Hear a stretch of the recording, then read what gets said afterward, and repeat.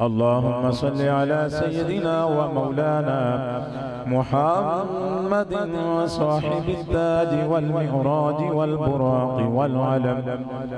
دافي البلاء والوباء والقحط والمرض والألم، اسمه مكتوب مرفوع مشفوع منقوش في اللوح والقلم، سيد العرب والعجم، جسمه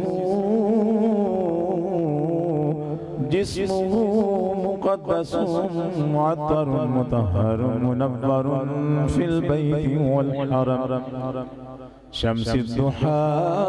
بدر الدجى صدر العلا نور الهدى كهف الورى مصباح الظلم،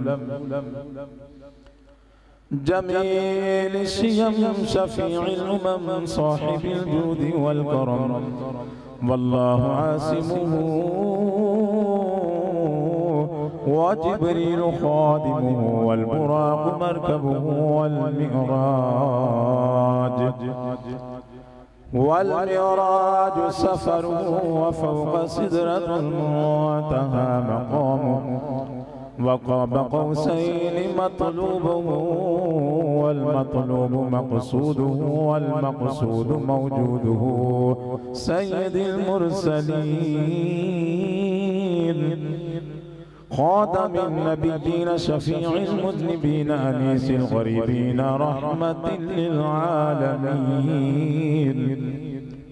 راحة العاشقين مراد المشتاقين شمس العارفين سراج السالكين، مصباح المقربين محب الفقراء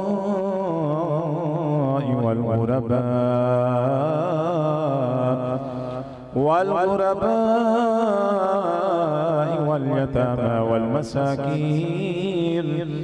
سيد الثقلين نبي الحرمين إمام القبلتين، وسيلتنا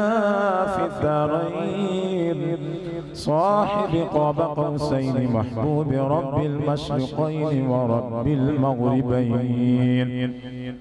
جد الحسن والحسين، جد الحسن والحسين، جد الحسن والحسين، مولانا ومولى الثقلين أبي القاسم محمد بن عبد الله،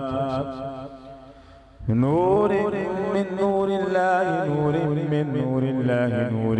من نور الله، يا أيها المشتاقون بنور جماله بلغ العلا بكماله، كشف الضجى بجماله، حسنت جميع خصاله، صلوا عليه وآله وأصحابه وسلموا تسليما كثيرا كثيرا، سبحان ربك رب العزة عما يصفون، وسلام على المرسلين والحمد لله رب العالمين.